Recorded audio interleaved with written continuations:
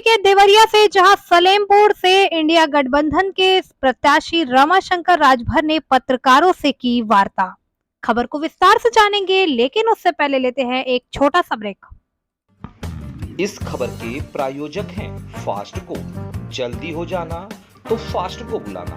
Bike से लेकर luxury car self drive पर उपलब्ध। ग्रुप ट्रेवल के लिए लग्जरी बस भी उपलब्ध। सबसे सस्ता एक बार सेवा का मौका अवश्य दें।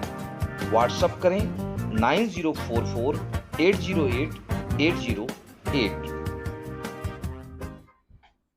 ब्रेक के बाद आपका स्वागत है। खबर है यूपी के देवरिया से, जहां सलेमपुर से इंडिया गठबंधन के समाजवादी पार्टी के प्रत्याशी रमाशंकर राजभर ने जीत के बाद पत्रकारों से वार्ता करते हुए बताया कि क्षेत्र की जनता ने मुझे अपार स्नेह दिया है। मैं उनकी आशाओं पर खड़ा उतरने की कोशिश करूंगा और क्षेत्र के विकास के लिए अधिकारियों से वार्ता कर स्वास्थ्य की स्थिति को ठीक करेंगे।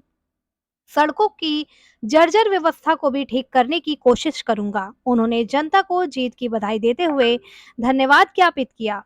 समाजवादी पार्टी के प्रत्याशी रमाशंकर राजभर की जीत पर पार्टी कार्यकर्ताओं में खुशियां मनाते हुए मिठाई बांटी और पटाखे फोड़े। देखे कोतवाली देवरिया से राकेश कुमार श्रीवास्तव की रिपोर्ट। एक नागरिक लोग वहाँ के गरीबों ने और नागरिकों ने मुझे ये विजय दिलाई है।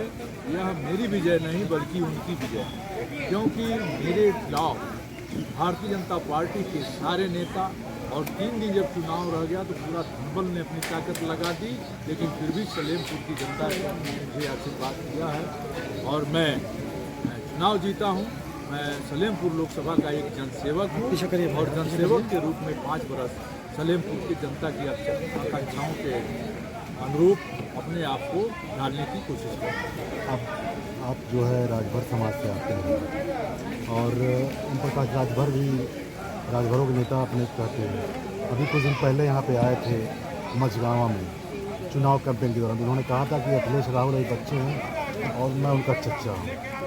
अब परिणाम चूँकि आ चुके हैं, उनका लड़का भी हार गया है मोदी को। ऐसे में क्या कहना है?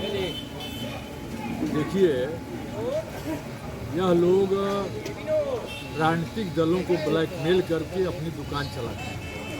अपने बेटे को तो जिता नहीं पाए, कभी भाजपा को गाली, कभी राष्ट्रीय अध्यक्ष को गाली। इसीलिए तो घोसी लोकसभा में बेटा 1.5 लाख से हारता है।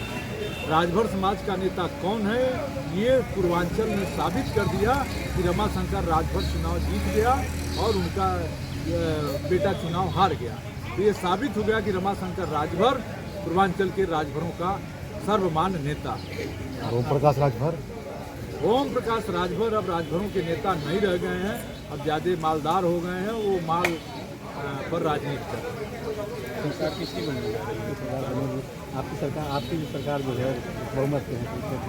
देखिए, यह पहला मौका है कि समाजवादी पार्टी अब देश की 3रे नंबर की पार्टी बन के उठी है। और मैं आपसे बता दूँ, भारतीय जनता पार्टी 400 पार का नारा दे रही थी और आज 39 या 240 पर है। भारतीय जनता पार्टी चूंकि सरकार बनाने की स्थिति में नहीं है, उसे गठबंधन के अपने गठबंधन के बल पर कह रही है।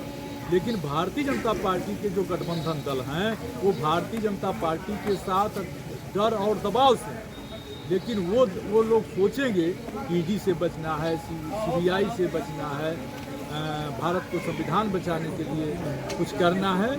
तो देखिएगा, इंतजार करिए। शपथ ग्रहण के बाद पूरे एनडीए गठबंधन में भयंकर टूट होगी और इंडिया गठबंधन की सरकार बनेगी, क्योंकि देश के नेता जानते हैं कि 400 पार का नारा देने वाले को जन समर्थन अगर मिलना होता तो कम से कम वो बहुमत तक जाता।